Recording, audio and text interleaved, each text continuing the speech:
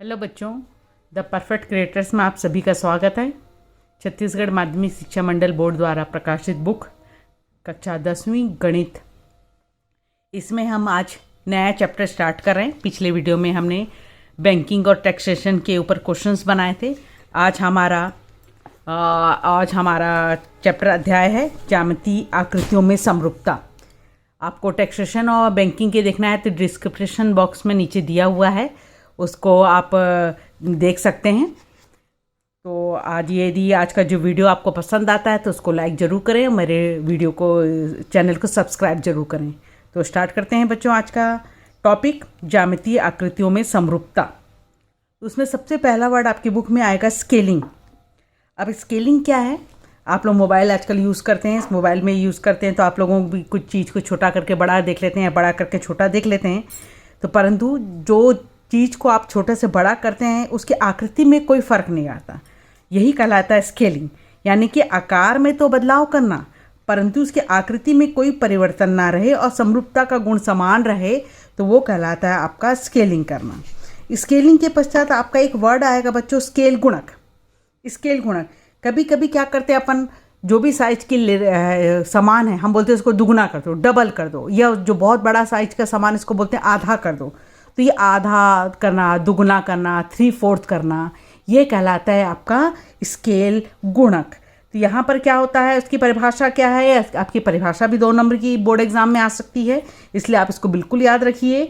2 समरूप आकृतियों के माप में विशेष अनुपात होता है जिसे स्केल गुणक कहते हैं। यदि 2 आकृति दी हुई है, दोनों के अनुपात को आप भाग दे दीजिए तो वो जो आंसर आएगा वही आपका स्केल गुणक कहलाता है। एग्जाम्पल को मैं के साथ एक समझा रही हूँ। देखिए, यदि 12 सेंटीमीटर लंबे रेखाखंड को 36 सेंटीमीटर लंबा रेखाखंड बनाने के लिए तो 12 को 36 बनाना है आपको, तो 12 में कितना गुणा करोगे? 12 का पहाड़ा पढ़िए, 12 12, 12 दूनी 24, 12 तिया 36, यानी 3 का गुणा करोगे तो वो 12 वाला 36 में बदल जाएगा, यानी आपने इसको 3 गुना बढ़ा दिया, तो ये 3 क्या कहलाएगा? उसका स्केल गुणक कहलाता है। इसी प्रकार दूसरा उदाहरण देख लीजिए आप। ये तो छोटे से बड़ा किया, 12 से आपने 36 किया, यानी छोटे को बड़ा बनाया। अब यदि बड़े को छोटा बनाना होगा तो 12 सेंटीमीटर लंबे रेखाखंड को यदि 6 सेंटीमीटर का बनाना होगा तो 12 में कितने का भाग करोगे आप? 2 का भाग करोगे। 2 का भाग करना मतलब 1/2 का गुणा करोगे, तो 1/2 का गुणा करोगे तो ये कहलाएगा 1/2 उसका स्केल गुणक। तो ऊपर वाले का स्केल गुणक है 3 और नीचे वाले का स्केल गुणक है 1/2। जब स्केल गुणक एक से बड़ी संख्या रहती है तो हमारा छोटे से बड़ी आकृति बनती है, ये खाली स्थान का प्रश्न आता है। और यदि स्केल गुणक 1 से छोटी संख्या है, बट्टे में है 1 से छोटी संख्या है, तो स्केल गुणक हमारा छोटा होने से बड़ी में से हमको जो निकालते हैं उसको हम छोटी आकृति में परिवर्तित कर लेते हैं। तो अब हम प्रश्नावली के क्वेश्चंस ले रहे हैं। प्रश्नावली 1 लिया है मैंने। प्रश्नावली 1 का पहला क्वेश्चन है बच्चों कि खेत के नक्शे को 1 सेंटीमीटर अनुपात 10 मीटर स्केल किया गया है। यानी 1 सेंटीमीटर अनुपात 10 मीटर है, मतलब 10 मीटर का यदि खेत का है तो उसको हम कॉपी में दर्शाते वक्त 1 सेंटीमीटर की स्केल से नाप के करते हैं। तो नक्शे में खेत की माप 3 सेंटीमीटर गुणी 4 सेंटीमीटर है, तो वास्तविक क्षेत्रफल क्या होगा? तो आप देख रहे हैं कि वास्तविक क्षेत्रफल तो भाई छोटे से बड़ा साइज होगा। हमको कॉपी में 3 सेंटीमीटर और 4 सेंटीमीटर का नक्शा दिया है, इसको बड़े साइज में आपको करना है। तो आपको इसमें लिखना क्या है कि ये जो दिया है 1 सेंटीमीटर अनुपात 10 मीटर, ये कहलाता है नक्शे का स्केल गुणक।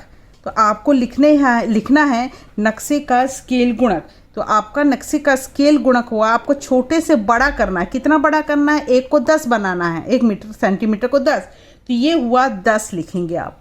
10 गुना आपको बड़ा करके दिया है। तो आपका नक्शा का असली माप कॉपी में कितनी दी है? 3 सेंटीमीटर। तो 3 सेंटीमीटर को 10 से गुणा करते हो तो 10 में कर दिए तो 30 ये मीटर आ जाएगा। वास्तव में वो 30 मीटर की लंबाई है और चौड़ाई 4 सेंटीमीटर दिया है, तो इसको कर दोगे 4 गुणी 10 बराबर 40 मीटर, यानी कि आपकी चौड़ाई होगी 40 मीटर। तो ये हो गया, असली कॉपी में था 3 सेंटीमीटर को 30 मीटर बन गया, 4 सेंटीमीटर 40 मीटर बन गया। तो खेत का वास्तविक क्षेत्रफल होगा आपका, सूत्र क्या होता है? लंबाई गुणी चौड़ाई। तो लंबाई है 30 मीटर गुणित चौड़ाई है 40 मीटर आप दोनों का 40 और 30 का गुणा कर देंगे, 1200 वर्ग मीटर। ये आपका असली आंसर प्राप्त होगा। अब हम सेकंड क्वेश्चन की तरफ बढ़ते हैं। सेकंड क्वेश्चन है हमारा, आपके पास 3600 वर्ग सेंटीमीटर क्षेत्रफल की वर्गाकार पेंटिंग है। स्केल गुणक 0.1 है। तो स्केल लेते हुए स्केल भी निकालना है आपको। स्केलिंग करने के पश्चात भुजा की माप भी ज्ञात करनी है आपको।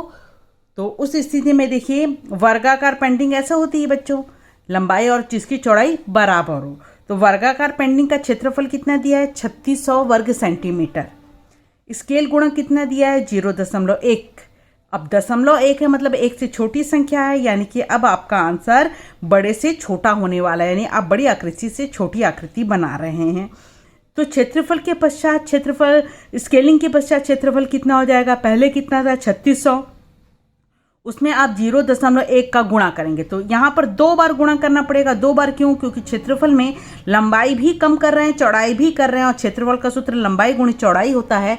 तो लंबाई में एक बार 0.1 का गुणा करना है और चौड़ाई में एक बार 0.1 का गुणा करना है, इसलिए 0.1 का गुणा 2 बार करना है। तो आपको स्केलिंग करते वक्त 0.1 की घात 2 का गुणा करना पड़ेगा।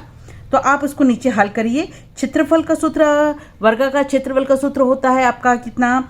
भुजा का वर्ग। तो ये 3600 गुणित 1/10, 1/10 दशमलव को हटाएंगे आपका, तो 0 कैंसिल होकर आपका 36 आ रहा है।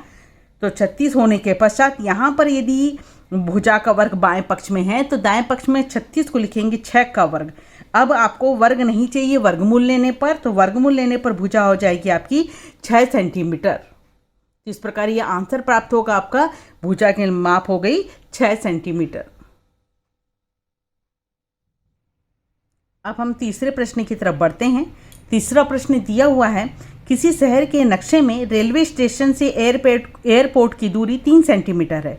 यानी नक्शे में दिया, यानी छोटा दिया है बच्चों। यदि नक्शे का पैमाना 2 सेंटीमीटर बराबर 7 किलोमीटर है, इसका मतलब ये हुआ आपके पास कि यदि आपकी कॉपी में नक्शे में 2 सेंटीमीटर की लाइन खींची हुई है तो वो वास्तव में वो 7 किलोमीटर का डिस्टेंस है। तो रेलवे स्टेशन से एयरपोर्ट की वास्तविक दूरी किलोमीटर में क्या होगी? तो वास्तविक दूरी पूछा है, इसका मतलब नक्शे से वास्तविक पूछा है, यानी कि छोटा से अपन को बड़ा करना है। तो यहाँ पर हमारे पास क्या दिया हुआ है? स्केल गुणक के लिए पैमाना पहले कितना दिया हुआ है, यहाँ थोड़ा सा अलग है। आपका पैमाना दिया है कि 2 सेंटीमीटर लाइन को 7 किलोमीटर माना गया है। तो यहाँ पर लिखना है आपको 2 सेंटीमीटर को ये माना गया है 7 किलोमीटर। अब हम 1 सेंटीमीटर का निकाल लेंगे, तो 1 सेंटीमीटर को कितना लेंगे अपन? 7/2 किलोमीटर लिया जाएगा। तो ये हुआ आपका स्केल गुणक हुआ 7/2। तो स्केल गुणक लिखेंगे आप 7/2। ये हुआ पहला पार्ट, तो आपने स्केल गुणक निकाल लिया। दूसरा पार्ट में आपको कितना दिया हुआ है? नक्शे में स्टेशन से एयरपोर्ट की दूरी। तो आपको लिखना है कि नक्शे में स्टेशन से एयरपोर्ट की दूरी, स्टेशन से एयरपोर्ट की दूरी है 3 सेंटीमीटर। तो वास्तविक दूरी कितनी होगी? आपको गुणा करना पड़ेगा स्केल गुणक का। तो वास्तविक दूरी हो गई 3 में कितने का गुणा करेंगे? 7/2 का। तो आप ये गुणा करते वक्त आप रूल जानते हैं कि अंश का अंश में गुणा, हर का हर में गुणा। इसके हर में 1 है तो अंश का अंश में गुणा 7 या 21, हर का हर में गुणा 2 आया। तो इसको भाग देंगे तो आप 10.5, ये हो जाएगा किलोमीटर। तो इस प्रकार आपकी वास्तविक दूरी 10.5 किलोमीटर होगी। अब हम नेक्स्ट क्वेश्चन की तरफ चलते हैं। प्रश्नावली 1 के पश्चात हम प्रश्नावली 2 ले रहे हैं। प्रश्नावली 2 में भी अब किस टाइप का प्रश्न दिया है? देखो बच्चों, एक वृत्ताकार मैदान की त्रिज्या 52 मीटर है। इस मैदान का नक्शा कागज पर बनाइए। कागज पे बनाना है, इसका मतलब साफ है बच्चों, छोटा आकृति करना है जिसमें पैमाना 13 मीटर बराबर 1 सेंटीमीटर हो। तो नक्शे में मैदान की त्रिज्या क्या होगी? यानी कि आपको 13 मीटर जो असली में है उसको नक्शे में 1 सेंटीमीटर बनाया गया है। तो हमको मैदान की त्रिज्या क्या होगी ये निकालना है। तो मैदान की त्रिज्या कितनी दी हुई है? मैदान की त्रिज्या दी हुई है 52 मीटर। तो यहाँ पर आप लिखिए मैदान की त्रिज्या बराबर 52 मीटर। मैदान की त्रिज्या बराबर 52 मीटर। ये दिया हुआ है। तो आपका स्केल गुणक कितना है? स्केल गुणक है आपका, स्केल गुणक उसमें कितना दिया रहा है? 13 मीटर को कितना मानने बोल रहा है वो? 1 सेंटीमीटर। तो नक्शे में कितना हो जाएगा? नक्शे में मैदान की त्रिज्या, मैदान की त्रिज्या। तो आप देख रहे हैं आपको नक्शे में पूछ रहा है, यानी आपको छोटा करना है बच्चों, छोटा करना है। उस स्थिति में छोटा होता है भाग देने से, बड़ा होता है गुणा करने से। तो इस 13 को आपको क्या करना पड़ेगा? भाग करना पड़ेगा। तो 52/13 ये आपका हो जाएगा सेंटीमीटर। तो आपको 13 से 52 का भाग देंगे तो 4 सेंटीमीटर। तो आपके पास लिखोगे आप आंसर में कि नक्शे में मैदान की त्रिज्या 4 सेंटीमीटर होगी, 4 सेंटीमीटर होगी। तो आप देख रहे हैं कि जब आपको छोटे से बड़ा बनाना होगा तो गुणा करना पड़ता है स्केल गुणक का, और जब यहाँ पर छोटा बनाना रहता है तो वहाँ पर उस चीज़ का नंबर स्केल गुणक का भाग कर दिया जाता है। प्रश्नावली 2 का दूसरा प्रश्न ले रहे हैं। किसी आयत की 2 आसन्न भुजाओं की माप 5 सेंटीमीटर और 7.5 सेंटीमीटर है। निम्न स्केल गुणक मानते हुए नए आयतों की माप और क्षेत्रफल ज्ञात करना है। आपको स्केल गुणक 3 ठोक दिया है, 3 प्रश्न एक ही में 3 प्रश्न दिए हुए हैं। तो हम हल स्टार्ट करते हैं। सबसे पहला वाला ले रहे हैं स्केल गुणक, जब अपन 0.8 लेते हैं तो स्केल गुणक हम ले रहे हैं 0.8। तो अपने पास भुजा कितनी दी हुई है? 5 सेंटीमीटर और कितना दिया हुआ? 7.5 सेंटीमीटर। तो नए आयत, नया भुजा कितना हो जाएगा? नए आयत की भुजाएं आपके पास कितनी हो जाएंगी? 5 है बच्चों, उसको नए से 0.8 से गुणा करोगे तो आपका हो जाएगा 4 सेंटीमीटर। और दूसरी भुजा कितनी दी हुई है? 7.5, इसको 0.8 से गुणा करोगे तो ये हो जाएगा 6 सेंटीमीटर। तो इस प्रकार नए भुजाएं कितनी हो जाएंगी आपकी? 4 सेंटीमीटर और 6 सेंटीमीटर। आपको क्षेत्रफल भी ज्ञात करना है। तो यहाँ पे लिखेंगे नए आयत का क्षेत्रफल कितना हो जाएगा? नए आयत का क्षेत्रफल हो जाएगा आपके पास लंबाई गुणित चौड़ाई। तो आंसर जो आया 4 और 6, 6 चौक 24 वर्ग सेंटीमीटर। ये हो गया आपका नया क्षेत्रफल जब आपने स्केल गुणक लिया है 0.8। दूसरा वाला स्केल गुणक, अब आपको उसी में दूसरा प्रश्न क्या दिया हुआ है? जब आपका स्केल गुणक हो 1.2, तो 1.2 है तो अब नया आयत की भुजाएं कितनी हो जाएंगी? अब आपको 1.2 से गुणा करना है। तो नए आयत की भुजाएं हो जाएंगी, पहले कितनी थी? 5 सेंटीमीटर। उसमें कितने का गुणा कर रहे हैं आप? 1.2 का गुणा करेंगे तो 12 पंजे 60, दशमलव हटाने के बाद 6 सेंटीमीटर हो गई। और दूसरी भुजा थी 7.5, उसमें 1.2 का गुणा कर रहे हैं तो ये 90 आएगा। तो आपका ये हो गया 900 में 2 जीरो हट के 9 सेंटीमीटर। तो नए आयत का क्षेत्रफल कितना आया? नए आयत का क्षेत्रफल निकालेंगे हम तो इन दोनों का गुणा कर देंगे। 6 × 9 = 54 वर्ग सेंटीमीटर। ठीक है। तो तीसरा प्रश्न अब आपका आ रहा है, इसी में स्केल गुणक कितना दिया है? स्केल गुणक 1.0 दिया है।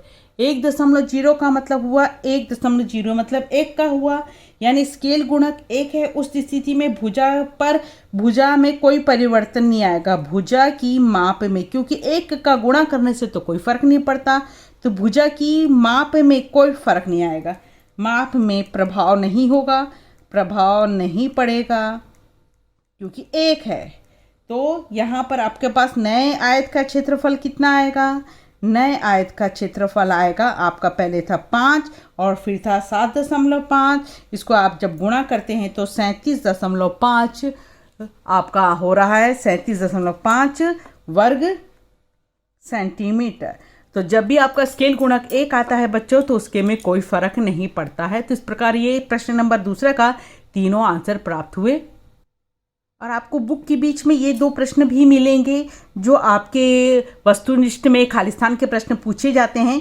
क्या सभी वर्ग समरूप होते हैं? वर्ग मतलब क्या बच्चों? देखिए समरूप होते हैं, ये देखिए ये वर्ग है, यदि इससे बड़ा वाला वर्ग ले लीजिए ये वर्ग है, उससे और बड़ा ले लीजिए ये वर्ग है।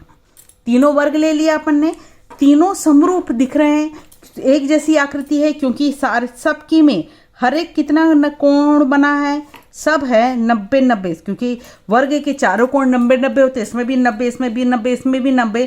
भले तुम्हारा ये साइज बड़ा से छोटा या छोटा से बड़ा हो रहा है, परंतु सबका कोण 90-90 है, तो ये समरूप होते हैं। तो इसका उत्तर यदि आपको खालिस्तान में पूछा जाए और सही गलत में पूछा जाए तो आपको ये याद रखना है कि सभी वर्ग समरूप होते हैं। उसी प्रकार एक और प्रश्न पूछता है, क्या सभी वृत्त समरूप होते हैं? हाँ, सेम वैसे ही देख लीजिए, आप वृत्त ले रहे हैं, आप ये वृत्त लिए, छोटा उससे लिया, उसे एक वृत्त बनाया, उससे बड़ा लिया, एक वृत्त बनाया, सबसे उससे बड़ा लिया, तो आप देख रहे हैं सारे वृत्त एक जैसे दिख रहे हैं, परंतु बस उसकी त्रिज्याएं क्या हैं, छोटी से बड़ी होती चली जा रही हैं। तो त्रिज्या में चेंजेस आ रहा है, परंतु उसकी आकृति में कोई चेंजेस नहीं आ रहा, इसलिए क्या होता है, सभी वृत्त समरूप होते हैं। तो इस प्रकार ये हमारा क्वेश्चन समाप्त होता है। आज का वीडियो ख़त्म करते हैं बच्चों। उम्मीद करते हैं आपको ये वीडियो समझ में आया होगा। आप इस वीडियो को 2 से 3 बार देख लीजिए तो आपको ये कॉन्सेप्ट क्लियर हो जाएगा। अब नेक्स्ट वीडियो में मिलते हैं बच्चों, तब तक के लिए बाय बाय।